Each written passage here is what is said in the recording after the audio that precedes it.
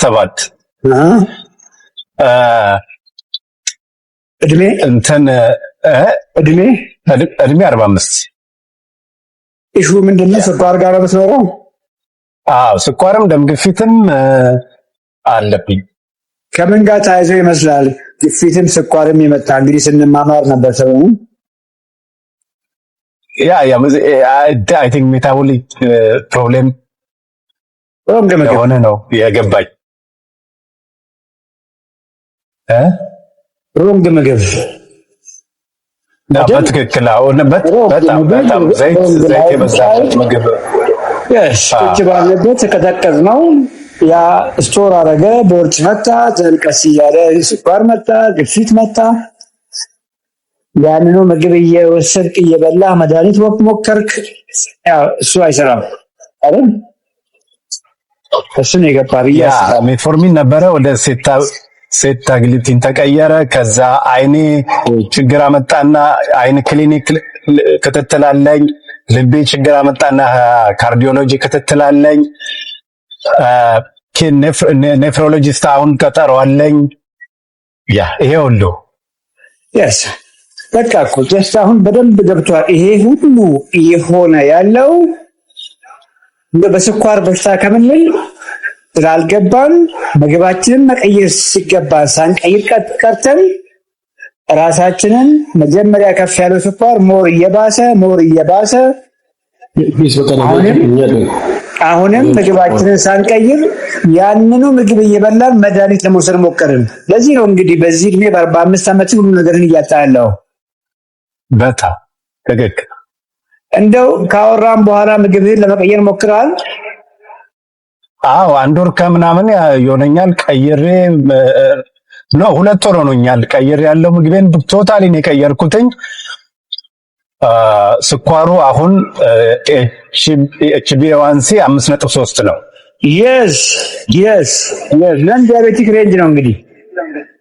ግፊቱ 123 በ80 በ70 እንደዛ በዚህ መሀል ነው ያለው። እያጨበጨብኩ እኮ መግባት ነበረበት። ታዲያ እንደዛ እኮ አይመስልም አገባብ። አመሰግናለሁ። አሁን ከሳምንት በፊት ቀጠሮ ነበርና ዶክተሩ ድጋሚ ክሬቲኒን ሌቭልን ማወቅ አለብኝ ደም ስጥ አለኝና ችግር ወደ ቤት ሄዳለኝ። ከዛ ችግር ካለብህ ደውል፣ የክሬቲኒን ኪድኒ ችግር ካለ ደውልላለሁ ብሎ ነበረ፣ ግን አልደወለም ማለት ነው። ችግር ውጤቱን አይቶ ችግር አልነበረውም ማለት ነው። አልደወለም እና እንግዲህ እንትኑ አሁን በያዝኩት አመጋገብ ከሆነ የተባባሰብኝ አይሄድም ማለት ነው። አመጋገቡ ይኸውልህ፣ የምትመገበው አመጋገብ የቀየርከው እንግዲህ ቁጭን እናወራለን። አንተን እኮ ነው የምመግብህ። ትክክል። ይህ በሽታህን አይመግበውም። አሁን ገባህ አይደለ? ስትመገብ የነበርካቸው ምግቦች አንተን ሳይሆን ጡንቻህን ሳይሆን አጥንትህን፣ አንተን ኦርጋን ሲስተምህን ሳይሆን ቦርጭህን፣ ፋትህን፣ ስኳርህን ነበር ሲመግብ የኖረው። ትክክል። አሁን የጀመርከው አመጋገብ ስኳርህን እያስተካከለ ስንት ዓመት መድኃኒት የወሰድክለትን ስኳር ወደ ኖርማል 5.3 ግፊትህን ኖርማል ካረገ ለምንድን ነው ኩላሊት ፌል እያደረገ የሚሄደው? ገባህ አይደለ? ኩላሊት እየባሰ ፈጽሞ አይሄድም። አይን እየጠፋ አይሄድም። ልብ ላይ ያለ ኢሹ እየባሰ አይሄድም። ትክክል። ቢኮዝ መንስኤውን እኮ ነው ያነሳለት። መንስኤውን ያነሳለትና እየባሰ የሚሄድበት ምንም ምድራዊ ምክንያት የለም። ትክክል። የስ አንተስ ፊዚካል ለውጥ እንዴት ነው? እና አላማረብህም እንዴ? ነገርየው እኮ እንደዛ ነው። በጣም ነው የሚያምር እና እንዴ ትልቅ ሰው መስዬ ነበረ። በጣም ማለት ከኩዮቼ በጣም ያረጀው አይነት የገረጀፍ አይነት እንትን ነበር የነበረኝ። ፊቴ ራሱ ጥቁር ያለ ነበር ማለት ጥቁር አላቸዋል ይጥቁራልም፣ ግን እንዴት ነው በበሽታ የተጎዳ ሰው ፊት አለ አይደለ? እንደዛ ነው የነበረኝ። አሁን ግን ብራይት ስኪን ያለኝ፣ ብራይት ብራውን ስኪን ያለኝ ተቀይሮ ማለት ነው። እና በደንብ ኢሞሽን ራሱ በጣም የተስተካከለ ነው። እግዚአብሔር ይመስገን። እንግዲህ እግዚአብሔር በታች ያው ያንተ ምክር ነው እዚህ ደረሰ። yes ገብቶሃል። እኔ ሁልጊዜ ስኳር ቁጥር ነው፣ ግፊት ቁጥር ነው።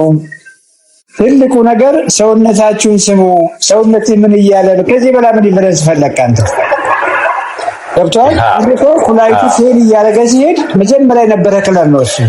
ደስ የማይል ከለር፣ ደስ የማይል ቆዳ፣ የተለያየ ከለር ያለው ቆዳ። ገብቶሃል አይደለ? ሰው እንዴት እየሞተ ሊያምርበት ይችላል? አሁን እኮ ጀስ እየዳንክ ነው ማለት ነው። ይሄንን ነው መስማት ያለብህ። ሰውነትን ስማ ብዬ እግዚአብሔር ይመስገን። ይሄንን ነው እና በቃ ዛሬ ምን በላ? ቁርስ ላይ ተመሳሳይ ነው የቁርሱም የምሳውም። ቁርስ ላይ እንትን 6 አስኳል የሌለው እንቁላልና 2 ሰርዲን አንድ ሰርዲን እና በጎመን yes ሁለተኛ ለምን ሰርዲኑ 125 ግራም ነው ሰርዲኑ። እሺ ምሳም እንደዛው። ምሳም ተመሳሳይ ነው። ምሳ ምንም የተለየ ነገር የለውም። እሱ ነው የደገምኩትኝ። ዋው በጣም ቆንጆ ነው እያደረክ ያለው ነገር በጣም ቆንጆ ነው። እንጂ ከጎን በቂ አትክልት አድርገሃል ከጎን? አዎ አትክልት በበቂ ሁኔታ ነው የሰራሁትኝ።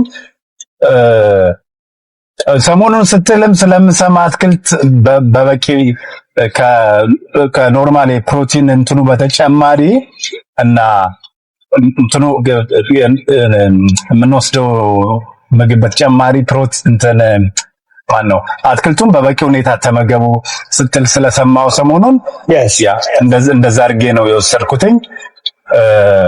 ሳይርበኝ ነው የበላሁት። ምሳ ሰዓትም ሳይርበኝ ነው የበላሁት። ምክንያቱም መድኃኒቶችን ስለምወስድ ምሳ ሰዓትም ወስዳለሁ፣ ማታም የምወስደው መድኃኒት አለ እና መድኃኒቶቹ አለምግብ ስለማይወሰዱብኝ ነው እንጂ ስምበላው ርቦኝ አልነበረም የበላሁት። ሁልጊዜም ርቦኝ አልነበረም የምበላው ይሄን አመጋገብ ከጀመርኩ ጀምሮ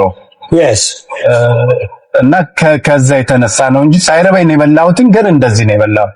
አሁን የነገርኩህን ነው የበላሁት። ቆንጆ ነው። ማታ አትበላም?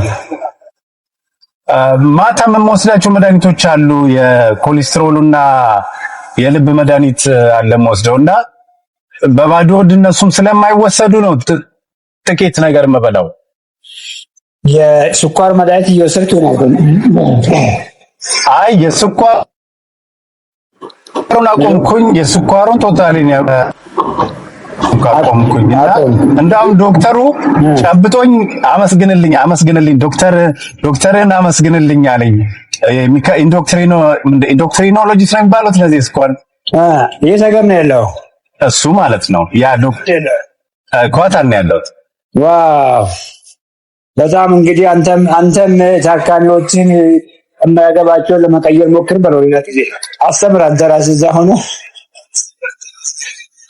አነገጠን ማለት ጠየቀኝ። እንዳውም ዋናው ልነግርህ የፈለኩት እሱኑ ነበረ።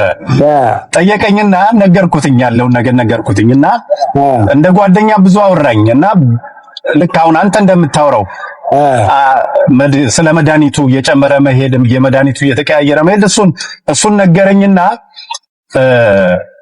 አንተ ያስከው መንገድ ግን እንደዚህ ነው። ስለ አንተ ስነግረው አመስግንልኝ ብሎ እንዳውም ዋናው እንዳውም የገባሁትኝ እሱ ልነግርህ ነበረ። እግረ መንገዴን ያኛውን እንትን ያልኩት ታካሚህን ስላገዝኩት እንግዲህ ሽልማቴን ላክ ብሏል በለው። እሺ እላለሁ ዶክተር። እሺ ነው ወይስ አንድ ደንበኛ አሳጣሁት እኮ ይሄን ሰውዬ ደንበኛ አሳጣሁት ወይስ እንዴት ነው የሚሆነው? አይ ሲመስለኝ ልክ ነው በቃ ስራቸው ነው ሙያቸው ነው በቃ ማድረግ የሚችሉት ያንን ነው። እና እነሱም ታማሚም ሊሆኑ ይችላሉ። ያው ሰዎች ናቸውና እነሱም እኮ ታማሚም ሊሆኑ ይችላሉና እንደዛ ስለሆነበት እንጂ ምናልባት ቦዘር ሊያደርጉ የሚችሉት የመድኃኒት ፋርማሲስቶች ወር ሌሎች ናቸው። እኔ እንደሱ አላስብም። ማንም ቢሆን ታካሚ እንዲሻለው እንዲድን እንጂ እውነት ለመናገር የተለየ የተደበቀ ምስጢር ነው ማንም ሰው እንዳያውቅ ብሎ የሚያስብ ሰው ያለ አይመስለኝም። ግን እንዳልከው ሲስተሙ ነው በቃ ሲስተሙ አንድ ሰው ዋንስ ዲያቤቲክ ኦልዌይስ ዲያቤቲክ እንደዛ ነው አይደል? ዋንስ ግፊታም ኦልዌይስ ግፊታም ብሎ ሲስተሙ ስላስተማረን ነውና በራስህ ልትኮራ ይገባል። ገብቶሃል? አንተ ቀጥታ አላገኘሁም ላይ ማውራውን ሰምተህ ባወራው መልክ ነው ራስህን የቀየርከው። እንግዲህ ክሊያንቶች የሆኑ እንኳን ምግብ ፎርሙሌት አድርገንላቸው በቀን 2-3 ይደውልላቸው እንኳን በአንተ ልክ ኮሚትድ ዲሲፕሊን እንደማይሆኑ ሰዎች በጣም ሞልተዋል። ስለዚህ ይሄ የሚፍላ ሳይሆን አንተ ራስህ ያደረግከው ነገር ነው እየከፈለ ያለውና በእውነት በጣም ደስ ይላል። አክብሮት የሚገባው ለአንተ ነው ዶክተር። ምክንያቱም ያንተን ትምህርት ባልሰማ ኖሮ እየሄድኩበት የነበረው ቁልቁለት በጣም አደገኛ ነበር። አሁን እንዳልኩ ኪድኒ አሁን እንትን እያለ ሲሄድ ያንኑ ምግብ ስበላ ያንኑ መድኃኒት ሲወስድ ቀጥሎ እንትኑ እየጨመረ ሄድና ኪድኒ መስራት የማይችልበት ደረጃ ነው ይደርስ የነበረው እና ከዛ ቁልቁለት ነው የተመለስኩት። ያን ደግሞ እግዚአብሔር ፈቅዶ ያንተን ትምህርትና ምክሮች ስለሰማሁኝ ነው ይሄው ነው። እግዚአብሔር ባንተ ተጠቅሞ ነው እኔንም ሌሎችም እሰማለሁ፣ ብዙ ጊዜ እከታተላለሁኝ። ያዳነንን ከመድኃኒትም የገላገለን ከስኳር በሽተኝነት ወደ ቀድሞ ስኳር በሽተኝነት የተቀየር ነው እግዚአብሔር አንተን ተጠቅሞ ስለሆነ ክብርና ምስጋናም ለአንተ ይገባል ከእግዚአብሔር በታች። አመሰግናለሁ በጣም። ኤክሰርሳይዝ እያደረክ ነው ያሬድ? አዎ የስራዬ ባህሪ ረጅም ሰዓት መንዳት ነውና ጠዋት እንደውም አንድም አፌክት ያደረገው ጤናዬን በፊት እሱ ነውና ጠዋት 5 ሰዓት ከሌሊቱ 5 ሰዓት ወጣለሁ። 5 ሰዓት ሚስ በኢትዮጵያ 11 ሰዓት ከዛ ማታ በኢትዮጵያ 4 ሰዓት 5 ሰዓት ጨርሳለሁና አንዳንዴ ከመኪና ሳልወርድ ስትሬት ሁሉ እንትን እላለሁ። የምሰራበት ጊዜ አለ 14-15 ሰዓት ማለት ነው። ከዛ በዛ ላይ ነው እንግዲህ ዘይት ጥልል ያለበት ምግብ በላይ ነበረው፣ እንጀራ ነው በላይ ነበረው። እዚህ ሀገር ያው የሚሸጠው እንጀራ ንጹህ ጤፍም አይደለም። ንጹህ ጤፍም ቢሆን ያው የታወቀ ነው። ንጹህ ጤፍም አይደለም፣ ብዙ ነገር የተቀላቀለበት ነው። እሱኑ ነው በየቀኑ 2-3 እንጀራ ነው የምበላው የነበረው። ኩቡዝ የሚባል አለ ባህላዊ ምግብ፣ እሱን እበላለሁ። ያ ሁሉ ነበር የነበረውና እሱ ሁሉ ተጨምሮ ነው ጤናዬን አፌክት ያደረገኝና ኤክሰርሳይዝ አላረግም ነበረ በፊት። ያን ያህል ሰዓት እየሰራው ወደ መኪና ወደ አልጋ ነበረ። አሁን ግን ስራዬን አቆማለሁ። ከዛ በኋላ 1 ሰዓት ከ30 ወክ አደርጋለሁ። ይሄ ካርዲዮ በእርግጥ መስራት አልጀመርኩም። አንዳንዴ እንትን ስኳት የሚባለውን እሰራለሁ፣ ግን በየቀኑ 10,000 ስቴፕ እሄዳለሁ። ጎበዝ። ሌላው መቼም የእንቅልፍ ሰዓት ይኖርሃል። 15 ደቂቃ ገብቷል። በጣም በአጭር ደቂቃ ውስጥ 2 ሰዓት ሰዎች ጂም ቤት ሰርተው ከሚያገኙት ቤኔፊት እኩል ስፖርት መስራት ትችላለህ በ15 ደቂቃ ውስጥ። አንተ ጊዜ የለም። በዛ አጭር ደቂቃ ውስጥ የሚሰሩ የጡንቻ ኤክሰርሳይሶች ቤት ውስጥ ያለምንም መሳሪያ የሚሰሩ ካኔስቲክስ የሚባሉ ኤክሰርሳይሶች አሉ። እሱን በውስጥ ኮሚኒኬት አድርገንና ጋይድ አደርጋለሁ። እነሱን ያላወቅኳቸው ደግሞ መስራት የምንፈልገው እንደሱ አይነት አጠር ያሉ ኤክሰርሳይሶችን ጭምር ነው። ጥሩ እንደዛ በጣም በአጭር ጊዜ ውስጥ ባለች ታይም ላይ በየትኛውም ቦታ ላይ ምስራቸው ማለት ነው። ኮሚኒኬት እናደርጋለን። እንግዲህ አንድ የቀድሞ የስኳር ታማሚ እንጂ አሁን ነን ዲያቤቲክ ነው። ኤዋንሲ ትላንትና ነው ትላንት ላይ ለጥፌ ነበር ከአንተ ጋር እኩል ነው። ኦኬ። ስለዚህ እድሜ ልክህን ጎመን ከስጋ ጋር እየበላ አይደለም የምትኖረው።